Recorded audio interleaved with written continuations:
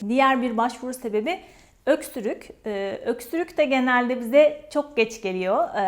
Genelde hastalar önce sağlık ocağına gittim, geçmedi. Kulak burun boğaz doktoruna gittim, geçmedi. Dahiliye doktoruna gittim, geçmedi gibi şikayetlerle geliyorlar. Evet, öksürüğün birçok sebebi olabilir. Birçok hekim arkadaş buna çözüm bulabilir ama bazen yeterli gelmeyebiliyor. Bazen sadece göğüs hastalıkları doktorlarının tedavi edebileceği, sadece onların müdahale edebileceği ya da onların görebileceği durumlar oluyor.